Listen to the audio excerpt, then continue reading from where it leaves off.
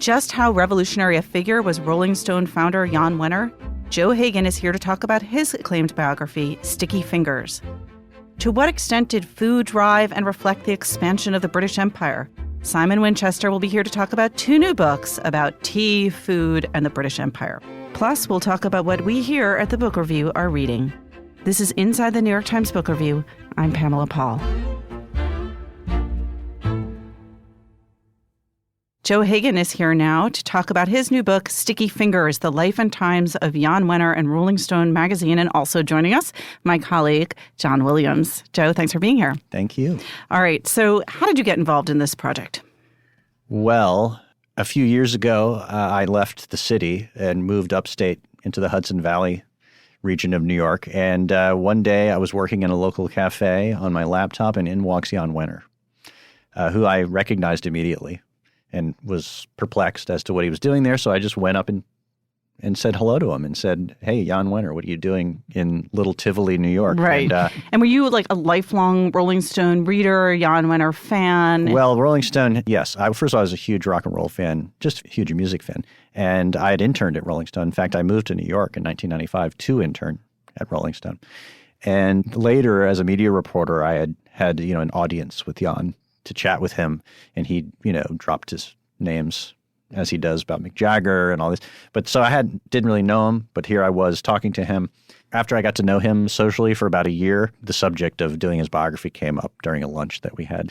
And that's how the whole adventure began. No, but you were not the first person to contemplate doing a biography. No.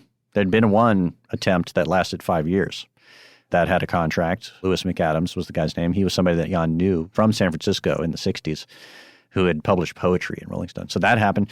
Then Rich Cohen. But what happened with that book? Did Jann, was it authorized? Did Jann back out from cooperating? Jann had control of it. Mm-hmm. I mean, the guy had the contract, but Jann was heavily involved in partitioning out the research and controlling it. And it imploded for a lot of different reasons. One, the guy became, I think, overwhelmed by the job, and his own personal life kind of collapsed. And then the controlling nature that Jann had put on it, I don't think was helping the situation. Mm-hmm.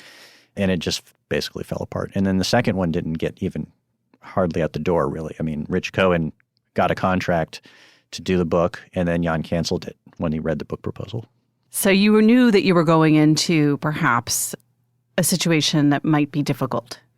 Absolutely. In fact, I tried to do a lot of due diligence before I got involved in it because of those past things, including trying to talk to Rich, who sort of gave me the chapter and verse on how his attempt went. And I realized this has to be independent, period. And I have to get it in writing. At first, Jann tried to exert too much control right off the bat after he asked me to do it, and I told him no. So in what way? Was it like in terms of contractual things, like I need to see the pages before, or was it controlling who you spoke to? Or he wanted to control the subject matter of his sexual history. And that specifically? Yeah, and that was the specific thing, and I balked at that. But we got to a point where we began to negotiate where it was really lawyers and a piece of paper. Like we have to get into a contract of like what this would mean, how it would be shaped, right. the relationship. So knowing that Jann Wenner was a kind of difficult figure of these previous sort of attempts and the legal situation, what was the attraction to you to tell this particular story? Well, I'm a huge fan. I subscribed to Rolling Stone growing up in high school. And I knew that because the story was sitting there, right, and that nobody had been able to get to it, that there must be a lot there. Just intuitively as a reporter, you're thinking there must be a rich thing. And when I learned that his archive had 500 boxes, that it was this incredibly well-maintained, organized thing, and I thought, well, there must be a lot of amazing stuff in there. Imagine the history. And then I got a look at some of it when I said, let me dig up all the John Lennon stuff and look through it, and it was extraordinary. Did you have full access to that archive? I did. Carte blanche, really. And it was searchable, where you could search for certain subjects, and it would show you the boxes that had material relating to that person or subject. And so I was really able to focus my research around, even though it was huge number of boxes, I was able to focus the research, and it was extraordinary stuff. So we know that since the book's been published, Wenner has, voiced some of these things have come to pass where he hasn't been happy with some of the tone, especially around his sexual history. But I wonder if during the process of writing the book, did any of that tension come out then, or is it all sort of a post-publication? It was throughout for me.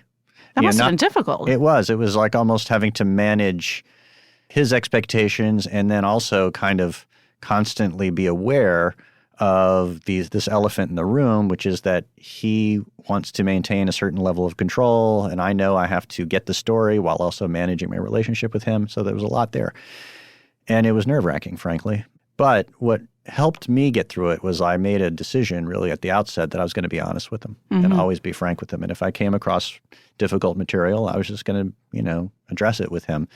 So in that way, it kind of let some of the pressure off. And by the end, we reached a point where I really tried to present him with the most radioactive material and make him aware of what I knew so he wouldn't be surprised. So you look at a book like this, and from the outside, you could say it's a book about music. It's a book about the media. It's a book about power. It's a book about that period, which is 60s, 70s, 80s, 90s, now about sex and obviously drugs. Like, how did you see this story? Well, it evolved. I mean, at first I thought, it'll be a bunch of rock and roll stories. But then I began to realize that it was much, much richer than that. And at first I was a little nervous about it. I was like, there's all these ancillary characters that people have never heard of, but who turned out to be really important. And I started to say, well, you know what? It has to be about that. I have to follow the story where it's going. And what it turned out to be was this kind of rich cultural history that was the soap opera of of Jann and this circle of people that he knew, many of whom were famous, some of whom were not. And that if I connected it all and told it well, that it would be bigger than just a bunch of rock and roll stories. One of the things that's been called out for praise, I think, in almost every review, and the book came out now a month ago? Late October. Yeah. Late October. So we've got lots of reviews in. It's getting a great amount of attention. Of course, Jack Schaefer reviews it this week in the book review. But everyone seems to mention the fact that this could have been a very name-droppy book. And you said earlier that Jann himself is a very name-droppy person, but that it wasn't, and that you were very restrained to when Art Garfunkel comes in, it's because, he needs to be there or whoever it might be. Was that a deliberate decision? Absolutely. Well, I mean, I wasn't overawed by these people. But I also realized that if you stripped away just the sort of de facto reverence that, we're supposed to have for rock stars, this was just a story of a bunch of young people acting up and trying to make their way in the world. Right. And that the closer I made it down to the human scale, the more successful the book would be. This occurred to me in the process of writing it, really. My big picture question about Wenner, especially in the, let's say, first 50 or 60 pages of the book, I get the sense of him as an almost Nixonian character where he's in this boarding school and he's writing the kind of gossip columns to get back at the kids who are more popular than him. And he never seems to me at all cool. And yet the magazine very effortlessly kind of defined and created all of these things that were very cool. Sure. And how do you explain that juxtaposition? Well, I mean, have you ever met a high school newspaper editor? They're not like the super dorks. They're not like the coolest people in the school. But they have a feeling of that they could be. And the proximity to what is going on gives them a lot of energy and gives them satisfaction. Jann's story is of a guy who's sort of like constantly kind of pressed against the glass because he wants to be close to what is cool, what's going on, who's sexy, who's hip, who's beautiful. He wants to be around those people. I guess the sub-question there then, though, is that do you think he has or had good taste, or do you think he was just good at letting people do their thing? Well, he recognized people who had good taste, and he brought them into his orbit. And number one was his wife, Jane Wenner, who was really the tastemaker in their life, and who also had good judgment about who had good taste and who was good. And Jann had just raw ambition. He could pick out great writers, not necessarily because he had such literary pretensions for what was good writing, but he recognized people who had ambition, people who had like just incredible intent and wanted to be in his pages. Was that attractive to him, ambition in himself and in other people? Absolutely. I mean, that's it is one of the things that the title is about. The title, in addition to being a reference to a Rolling Stones album and, sex and greed and all these other things that it has to do with, is about ambition. Jann had incredible ambition. The people he had around him were ambitious. I mean, look at the people that became part of his sort of central orbit, almost comedically so in recent years. Bono, Bruce Springsteen, Mick Jagger. They're not just artists, you know what I mean? Mm-hmm. They're institutions. They're businessmen. They understand what they're creating and building. And Jann liked that, and they recognized in Jann a partner who could help them. What do you think, after having written this, led to the great success of Rolling Stone? I mean, was it attributable to Jann himself? Was it the moment? Was it the people around him? Well, initially, it was definitely that Jann had more ambition and energy than anybody around him in San Francisco, California in 1967. I mean, what he did was not very hippie-like. You know, at the height of the Summer of Love and the Haight-Ashbury, you know, here's a guy who's wearing, as you can see on the cover, a blue Oxford button-down that was probably from Brooks Brothers, who was able to kind of keep his eye on the ball and work intensely hard and assemble it and bring people together and make it happen. Well, that's like, 90% of it, right? And his timing could not have been better, and he was the guy to do it. He had one foot in of that world and one foot out in a kind of classic way, which made him also a journalist, really. Too. How did he have one foot in and one foot out? Well, he wasn't a hippie. He was from? Not really. He was a preppy. He was a social climber. He was not somebody who was in San Francisco looking for spiritual enlightenment. You know what I mean? He was already from there, and he had followed a path to it by following all the kind of like wealthy children of privilege who were also migrating into this world. And he followed them there. And he recognized, oh, this is the new thing. And the rock and roll, I love it. It's great. And it is an expression. And Jann got this. This was his vision. It wasn't just a bunch of rock bands. It was the expression of this generation's sense of their own power, that this was the new paradigm, and that this could be a vehicle to the future, that rock and roll was not, as he writes in the first issue, it's not just about the music, it's about the things and the attitudes that the music embraces. And he recognized that that was basically the generation saying to themselves, we're going to take over. There's more of us than there's ever been. We're the smartest, most educated. There's, as Tom Wolfe said, first time that kids had money, right? Is that what you think made Rolling Stone as a magazine work, that it transcended the music, that it was also Absolutely. A culture, that was where Bonfire of the Vanities was serialized, the right stuff? Well, listen, these two things went together. One, you had the rock stars who had pretensions to want to be known as artists. They wanted to see themselves as having credibility. They wanted to be revered. They wanted to be respected. And the way to do that, and Jann saw this, and this was his brilliant move, was to attach to that politics and social observation and all the things you would associate with mainstream magazines, but making rock have that cultural credibility. And so that was a formula that said, basically, the rock and roll generation has as much right to be at the center of the conversation as anybody else. And now we're at a time, obviously, where for many years people have said that, rock is dead, even though I'm sure you and I still listen to it. But Sure. Do you have a sense for yourself of when the magazine's kind of golden age ended, or when its influence started to wane in some important ways? Well, this has been argued since, time immemorial. I mean, even some people thought it ended in the 70s, and early in the 70s. For us, like children of the 80s, that couldn't possibly be true. Right. Yeah. Well, I mean, I actually came up with MTV and Rolling Stone. I had a subscription to, but I really read it to read about people I saw on MTV, So I came from a slightly different angle. But I remember like in the 90s when I sort of myself reverted to spin. And you'd read that, and then there were bands like Pavement, who were like the big band of the 90s, who were singing, goodbye to the rock and roll era. It was kind of over. We all ironically thought of rock as something that it had outlived its pretensions, if that makes sense. And so, was it like grunge and then also hip hop? Yeah, and just everything kind of sort of the sense of rock leading us into something good sort of ended, And after that, it became, along with the Rock and Roll Hall of Fame, a kind of institutional idea of recycling for financial gain, frankly, box sets and repackaging and on and on and on. How cynical do you think that is? Do you think that Wenner has maintained, after all these years, his own sort of belief in the power of that culture-making vehicle, or no? Well, listen, as the book kind of tries to illuminate, he's a kind of walking contradiction. If you saw Jann Wenner at a Bruce Springsteen concert, he would be jumping up and down. He has that kind of like guilelessness to him on the one hand. On the other hand, he's an opportunist.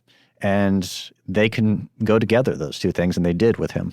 You mentioned, John, the death of rock and roll. Obviously, it's also an era in which we're contemplating, if not the death, certainly the waning of magazines. And It's interesting that this book is coming out at the same time that a number of big books about magazines are coming out and things going on in the magazine industry. You had Tina Brown's Vanity Fair Diaries. New York Magazine just had a huge coffee table 50-year anniversary. At the same time that many magazines, Rolling Stone is up for sale. A number of big editors have recently left Condé Nast magazines and magazines at Hearst. So did you think about that timing in terms of when the book was coming out? Obviously, you couldn't have known that it was going to come out at this No, but just by having written it, I kind of intuited where we were. Because here I had followed decade by decade this man who was really at the center of a lot of zeitgeists over the years. And I knew it also just from being in the business that the magazine world was declining. The music business had already basically kind of reformatted itself as something lesser. Right. And, culturally anyway, in terms of its centrality to the culture. And it's interesting you say that because it's magazines, yes, it's music, but it's also the whole culture of the baby boomers has arrived to this reckoning that we're in right now. Yes, other reckonings going on generationally. And this book it does talk about that at the end. It talks about how the kind of the narrative of the 60s had basically played itself out and kind of lost the thread, And now here we are with the new generation that's basically calling this other generation out onto the mat, gender-wise and every other way, and saying, here are the ways you failed. I didn't intend that to happen, but the Jann Wenner story just seemed to kind of logically fit into that. Well, that's a very melancholy way to end what should be a bright segment about a book that's getting a lot of praise. The book, again, is Sticky Fingers, The Life and Times of Jann Wenner and Rolling Stone Magazine by Joe Hagan. Joe, thanks so much for being here. Thanks for having me.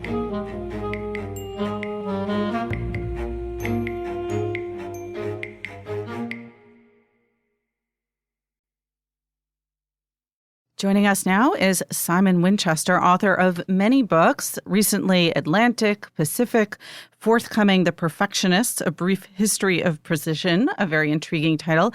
But here, not to talk about his own books, but to talk about two books he reviews in the book review this week. The Taste of Empire, How Britain's Quest for Food Shaped the Modern World by Lizzie Collingham, and A Thirst for Empire, How Tea Shaped the Modern World by Erica Rappaport. Simon, thanks for being here. Thank you so much. This is one of those sort of lucky things that happens in publishing where two books come out. The titles are almost identical, and they're looking at kind of overlapping food and drink and England type of things. But tell us a little bit about each book and sort of how they differ. And we could start with perhaps the Collingham. Yes, that's the more comprehensive insofar as the Thirst for Empire is all about tea, whereas the Collingham book, which, I think they're both wonderful, but Lizzie Collingham has just done a wonderful job showing how Britain, we forgive her for having an empire. It's all done with, and we apologize to everybody in setting up this empire. And essentially she takes the story from Newfoundland in the beginning of the 16th century up to modern times, left behind a trail of food importing and later on food exporting and manufacturing, which essentially not only provided the sort of transportation infrastructure for the British Empire, but also altered people's tastes everywhere. We in Britain, for instance, in the 15th century, we didn't know a great deal about fish, despite being completely surrounded by water. Slightly insane. But then we went to Newfoundland and found, and I forget who the poet was that said there were so many cod there, you could almost walk from Newfoundland to Nova Scotia on the backs of these cod. There were just millions of these great silvery fish, which we, the British, then started to import in huge quantities, which had all sorts of effects, not the least of them being making us astonishingly fit and able to participate in the Industrial Revolution, to gather up, get on ships and seize more parts of the world as part of their empire. So this is the genius of Lizzie Collingham. She did a wonderful book once on diet in the British Army and how the provision of good food makes soldiers fight really well. People grumbling about their food in Vietnam was one of the many, many factors which led to a not particularly successful war. There's this marvelous book by a man called Hobhouse, I think, called Seeds of Change, about the 6 vegetables or 6 seeds that changed the world. And this is a book very much in along these lines, that food is tremendously important because it so underpins the morale and the fitness of the society. I like the fact that in her author bio, she specifies that she writes in her garden shed. I can believe that too. Yes, right. All right, let's talk for just a moment, and then we'll go into more detail on both books, but about Erica Rappaport's book about tea. Tea came from China and was then, by a series of unusual circumstances involving a Danish scientist, transported over the border into India. And the British, ran India, and that's where we started growing our tea in Assam and northeast India. And then exporting it to ourselves and then around the world. I mean, I can get it here in the United States. Mm-hmm. It became, after about the middle of the 17th century, the cup that cheers. It was the drink that we all favored. We initially liked coffee, but then came tea, and we then took to that, like fish to water or whatever. And she tells, Erica Rappaport, an extraordinarily detailed picture of how the people that grew this tea and prepared it, because it's actually quite complicated to make, how it was sold to the British. Every time it sort of wavered and we sort of think coffee or cocoa, rather nice, the Empire Tea Marketing Board stepped in and said, no, you've got to drink tea. It's the patriotic drink. And so it remains, except I think now slowly tea is losing its favour and coffee, rather like in America, is establishing primacy, which to a traditionalist like me is preposterous. It's part of the terrible Americanization/globalization that's now, I guess, replacing that force of empire. I'm afraid so, yes. But so it's interesting because you mentioned cod earlier, and of course there was an earlier book about how cod shaped the world, and subsequent books about salt and about, how one sort of food or another, and even beyond food, shapes the world. How well does she make the case for tea? I think very well indeed. It's all sorts of interesting thing to say. I mean, the thing that sticks in my mind is the link between the British thirst for tea and the dropping of the atom bombs in 1945. Okay, connect those dots for us. I'll connect the dots for you. We, the British, well, first of all, tea was initially imported into Europe by the Portuguese. Portuguese didn't like it much as it happened, and then they sent their sort of old stale black tea to England, and we, for perverse reasons, thought, well, this is rather nice. We started drinking it.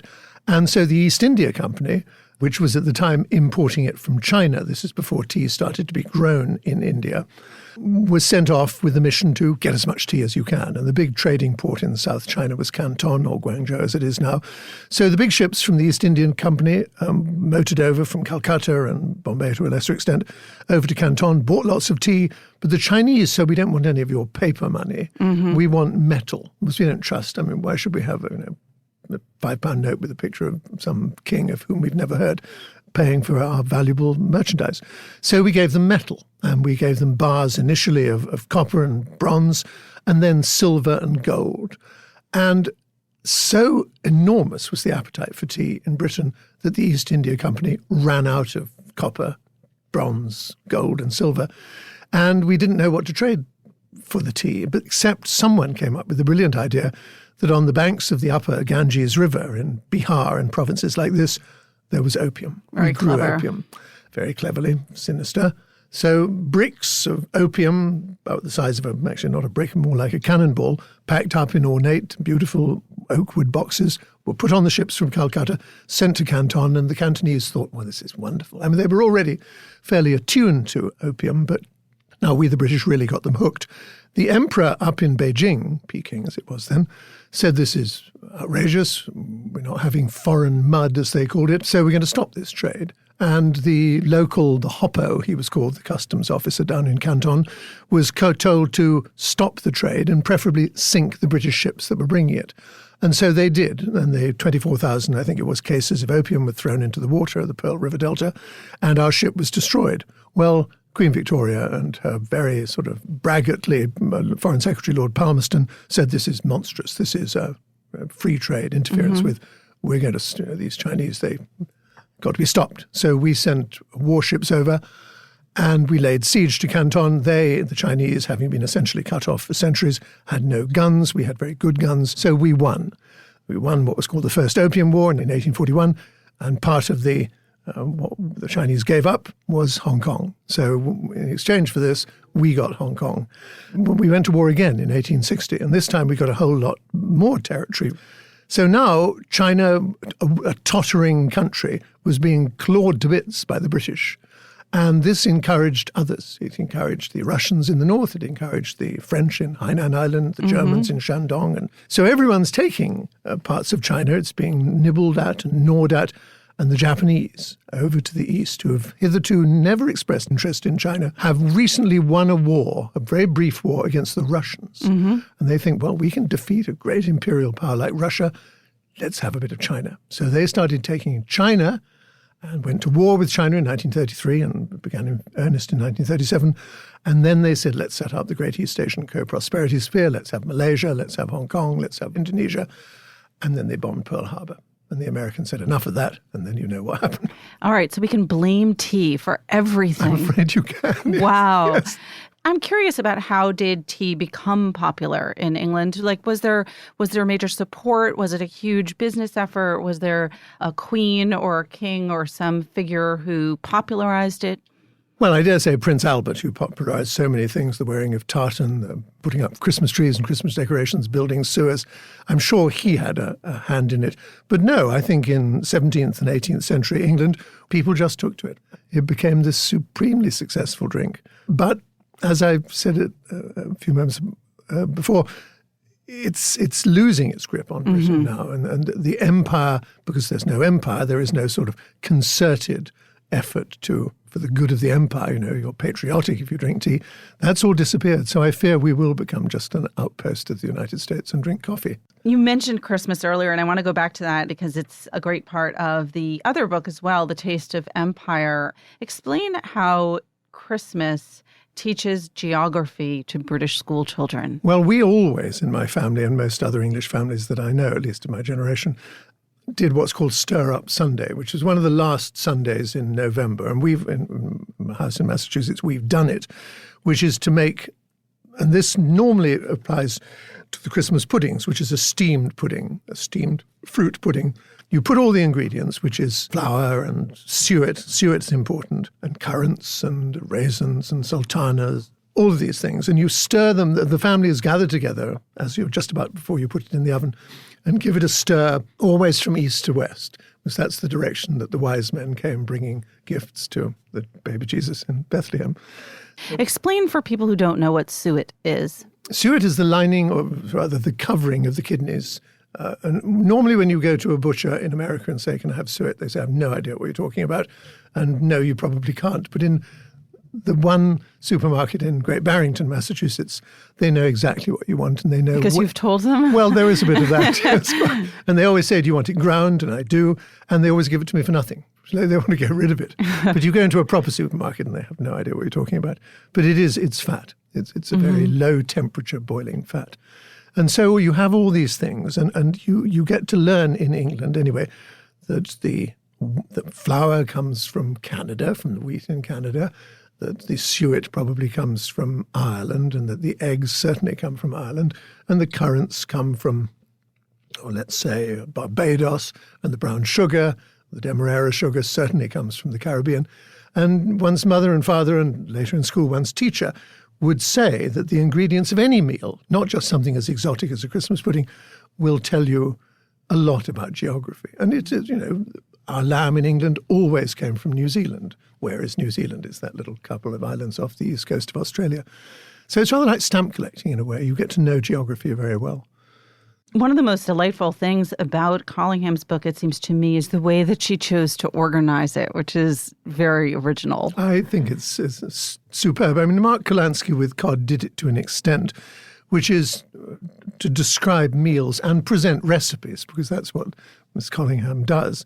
But yes, we have these lavish and wonderful descriptions of meals that each tell a story related to her overall theme, which is the imperial appetite produced trade networks and changed the world at large.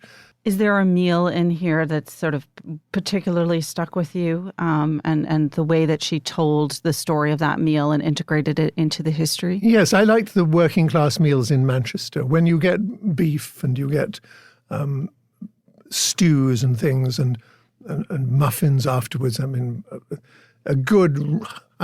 this is comfort food writ large, given to the lunchtime to the man in the slums of Manchester, not slummy enough that he can't afford food. I mean, his family give him food so that he can go out to work in the factory and be industrious and productive for the rest of the day. And that meal I wanted to eat because I thought, my God, this is the kind of dinner, because the working class in England traditionally call lunch dinner. So, dinner is called? Supper. Supper. Yes. And tea is? Well, okay. Breakfast is breakfast. We break fast. Then you have elevenses, I always used to, which was a piece of cake or something and a cup of tea. And then there was lunch, which we would call lunch at home. And then there's afternoon tea. And then there's dinner. And then just before bed, there's supper. So why we aren't a nation of grotesquely obese people, I don't know. I think the quantity was less. You come to both of these books having written many books, of course, but fairly recently, both the Atlantic and Pacific books, which were kind of biographies, stories of those seas. And I imagine that there was a lot of overlap. Absolutely. And my, thinking out loud, my first trip across the Atlantic that I wrote a book about was from Liverpool to Montreal on a ship, the Empress of Britain. And in a way, the foods that were being exported to Canada, manufactured foods from Britain, things like Marmite and Bovril, they're part of the story as well, and the kind of food you get on the ship, which was pretty ghastly, I must say. But yeah, all of these journeys that I took are essentially replicated, or much greater detail, in both of these books, because food was so hugely important. Given your fondness for so many of these rituals and foods of your homeland, what do you miss most in America about the British approach to food and what you eat there? Well, I think I don't want to come out as a drunkard. I miss English beer. I mean, I don't much like cold, flavorless beer that you have in America. I know there are these attempts, or craft breweries and so forth. They're doing a good job. And bread. I think American bread is just horrible stuff, whereas British bread, when I get back home. So decent bread, decent marmalade, and decent beer. That's what I miss. All right. And then from these two books, which, again, I'll give the titles, A Thirst for Empire, How Tea Shaped the Modern World by Erica Rappaport, and The Taste of Empire, How Britain's Quest for Food Shaped the Modern World by Lizzie Collingham. Both of them, and in your review, they're filled with these great factoids and just fun tidbits from history. Can you share one of your favorites from either book? I think one of the stories that I like most of all is about Fiji, and that in the museum in the capital of Fiji is the fork that was used to eat the Reverend Baker. Wow. Well, that's not a delightful fact, but it is a fascinating one. I guess we'll have to read. I'm assuming that's from The Taste of Empire. It is indeed. That was part of The Taste of Empire. All right. Reverend Baker, cooked lightly. Simon Winchester, such a pleasure to have you here. Thank we you. can look forward to your next book, The Perfectionist, A Brief History of Precision, coming next May. And in the meantime, thanks so much for reviewing both of these books. Thank you very much indeed.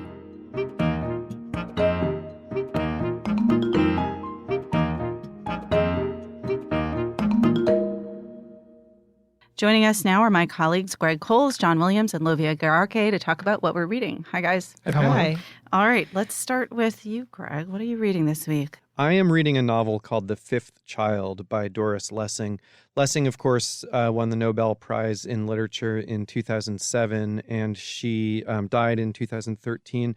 I'd been meaning to read her for a while, but what actually sent me back to this book in particular, which was published in 1988, was Ruth Franklin's review of the new Louise Erdrich novel, Future Home of the Living God, which is about a pregnant woman and mentions in passing that it has shades of Rosemary's Baby. And The Fifth Child, which is a very slender book by Doris Lessing, also has shades of Rosemary's Baby in it. Unlike the more kind of realistic fiction that Lessing started out her career with, famously The Golden Notebook and other books. This has a real kind of gothic horror, almost Frankenstein feel to it. It's about a couple, Harriet and David, in England, starting in the 60s, very prosperous, and they want a very large family. And it takes you through their courtship and early marriage and the birth of their first 4 children, and it's all very idyllic. And then she becomes pregnant, Harriet does, with the 5th child, and from the very start, it all goes to hell. And this kind of sinister feeling builds as she's carrying the child. And then it changes from Rosemary's Baby more to like the bad seed once the boy Ben is born. He's born looking like a troll almost. He's muscled as a baby. He's got this kind of dense body, and he's almost freakishly large, and he's just purely evil. They can't control him. He seems to, accidents happen around him. The older children are maybe at risk, and it's really about the maternal relationship between Harriet and Ben. She almost gives up on him. At one point, he's institutionalized. Then she reclaims him. It starts to feel like a fable or a fairy tale, partly in kind of the decline of England, because you get it through these decades, from the idyllic, then through all the kind of social upheaval, but all told through the perspective of this family. But it's also just this kind of relentless, grim. There's no consolation in this book at all, in the danger to the family, and it leaves open. It's very much a book about maternity and kind of the fraught relations between parents and children, especially if the children are not what you would have hoped for or expected. I feel like I have to go next. Sorry if I'm putting us out of order, but John, what are you reading now? I'm reading Relentless and Grim Things too, and the first of them also involves parents, children. It's also fable-like. It also has, in some way, a decline of England aspect to it. The children are not evil, but it's a debut novel that I reviewed this week called Elmet by Fiona Mosley, who's a 29-year-old British writer who sets this story in the Yorkshire countryside in Britain, which is what used to be the ancient Celtic kingdom of Elmet, which is where it gets its title from. And it's about a very tough father who makes his living as a bare-knuckle boxer on the countryside and his 2 children. They live on land that the father doesn't own, but he just sort of claimed to build this house on with his own hands. And the trouble he gets into with the landowner who doesn't want him to be on it, and the ways in which his children get entrapped in this situation. There's also a lot about labor and collectivism. The people in the town, also fight the landowner for lower rents and better wages.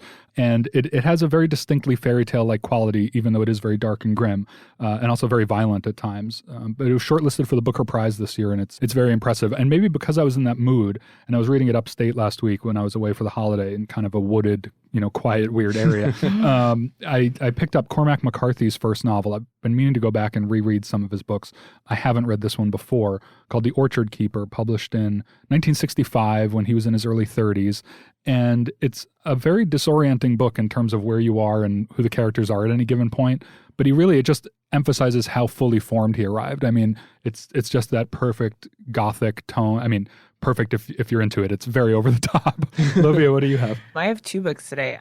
The first one is Draft Number 4 by John McPhee. He's actually my professor at Princeton, and so I'm rereading it for nostalgic reasons. That's and also also it's very much based on his classes, right? Yeah, he read some of these essays, or parts of these essays, as lectures during our 12 weeks together. And so it's sort of nice to go back and see how they've changed in different ways, and also just to revisit, I think, a lot of his advice that I appreciated as a sophomore in college and appreciate now that I'm actually in a world where writing is part of very much my everyday. And so it's good. I have a particular favorite, Checkpoints, which is about fact checkers. And so, which I am, and his appreciation for fact checkers gave me new perspective on my role. So it's good. What was your favorite piece of advice that he gave you as a writing professor? Yeah, it's actually, my favorite piece of advice is not one he gave me while I was in school, but when I emailed him the summer after I graduated in this sort of frenzy of like, what am I going to do with my life? And he said to me that your 20s are the times to make a mistake, to make mistakes in writing, and that to sort of take this period and to really just like write every day, because if you're going to be a writer, you're going to be a writer, and the self-doubt is like just a part of it. And I think that was really helpful for me. Yeah. Can I just reassure you that I'm in my 40s and I still make mistakes as a writer all the time? Yeah, I think just coming out of an institution and having perfectionist tendencies, I was just like, oh my gosh, Professor McPhee, what do I do? And he was just like, nothing, just persevere, which is also part of an essay in this book. He tells his daughter that to just keep persevering, and that's a big part of writing, and that doubt follows you into any decade. So, and then the second book I'm reading is a book of 2 plays by this Ghanaian playwright, novelist, and poet, Ama Ata Edu. The first play is published in 1965. It's called Dilemma of a Ghost, and the second, Anua, was published in 1970. I read the book sort of backwards, so I've only read Anua, but it's basically about the only child of 2 Ghanaian parents, and she's meant to be a priestess, and they don't let her, and she's sort of stubborn and has like her own mind, and she decides to marry, as sort of like an act of rebellion, decides to marry the man that she loves versus the one that her parents think she should marry. Fiddler on the Roof. Yeah. And it sort of tracks their 3-year marriage, and how the tensions between sort of having like a westernized sense of like what it means to be in love and what it means to be part of a family sort of clash with the very traditional Ghanaian idea of like of those very same themes. And it was really good and felt a little too real at times, because I also I feel like a product of that tension. I was born in Ghana, but I was raised here, obviously, and so I think I'm reading it as a way to it was sort of like an antidote to the holidays. So, yeah. Pamela, what's in front of you? Well, I also had holiday-inspired reading, but before I talk about what I read, I just want to pause for a moment and talk for a second about the bestseller list, because the book that Greg mentioned earlier, Louise Erdrich's book, debuted on the bestseller list at number 13, Future Home of the Living God. And then there was a lot of commercial fiction at the top of the list. New Brendan Sanderson, new Janet Ivanovich, new David Baldacci, semi-new Lee Child, and interestingly, Andy Weir's follow-up to The Martian debuted at number 5, which is kind of surprising, Artemis. Not hugely surprising, because The Martian was such a huge hit. Our reviewer, N.K. Jemison, who does our science fiction column, points out he's maybe better on screen than he is as a book writer, but he's sure got this huge fan base. Right. Yeah. And then funny thing I noticed on the nonfiction side is how many presidential and presidential adjacent books there are. None of them about the current president, but I have to go down the list because it's really remarkable. Joe Biden's book debuts at number 1, Promise Me Dad, followed by Pete Souza's Obama, and there's a children's book version of that's also on the children's side at number 2. At number 4, a book on Bobby Kennedy by Chris Matthews. At number 6, Ron Chernow's new biography of Grant. At number 7, the Bush daughters, Jenna Bush Hager and Barbara Pierce Bush, writing Sisters First. At 8, Andrew Jackson and the Miracle of New Orleans by Brian Kilmeade and Don Yeager. At 10, Hillary Clinton's What Happened. And then a little bit further down at number 15, Ta-Nehisi Coates' We Were 8 Years in Power. So I found that interesting. But I did not read anything about any presidents. I also was sort of holiday-driven reading in that I spent part of my holiday weekend, everybody get jealous, at an indoor water park. And so I knew that it was going to be very distracting and noisy, and there'd be water falling on the pages. So I grabbed a book that kind of looked like a thriller called Blackwater by Louise Doughty that was reviewed, I think, earlier this year by Olin Steinhauer in Our Pages. And it's actually not a thriller, but it has the pacing of a thriller. It's more of a character study, and it's really very good. She follows a character named John Harper, who is a kind of black ops sort of spy who does kind of shady tasks for a large Amsterdam-based corporation and works primarily in Indonesia. And the central question I think that she's getting at is what would bring someone to do that kind of work that is either directly leading to the death of people or indirectly implicated in the deaths of other people. And the portrait that she draws is really interesting because the main character, Harper, is a quarter Indonesian and the rest Dutch, who grows up in a concentration camp, World War II, in Indonesia. And his father is beheaded, executed before he's born. And the mother is Dutch and an alcoholic. They end up moving to L.A. during the early civil rights period, where she marries an African-American man And Harper, the protagonist, is left to be raised really by that man's parents. So it goes into this very interesting period there. Tragic things ensue, and he ends up becoming a black ops specialist in Indonesia during the coup and anti-coup in 1965. And then it really goes back and forth in time in interesting ways and ends up in the late 90s in Ubud in Bali. And the overall feeling in the book is just one of impending menace and sort of grappling with the moral ambiguities of this man's responsibility for what he does.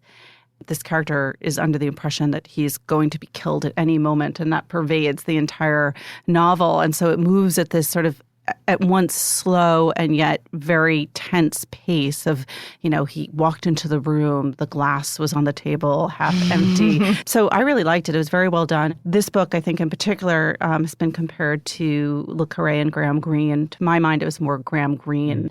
It's not a spy novel, and it doesn't have the complexity of Le Carré, but it has those sort of moral quandaries. So it doesn't scream indoor water park. It does not scream indoor water park. It's called Black Water. That's true. But the great thing about reading it in an indoor water park is that it completely rivets you. So that the fact that there's like water everywhere and screaming children, and you can kind of block all of that out. So I recommend it. Did its job. Anyway, thanks, guys. Thanks, Pamela. Thanks, Pamela. Remember, there's more at nytimes.com/books, and you can always write to us at books@nytimes.com. Inside the New York Times Book Review is produced by Pedro Rosado from Headstepper Media. Thanks for listening. For the New York Times, I'm Pamela Paul.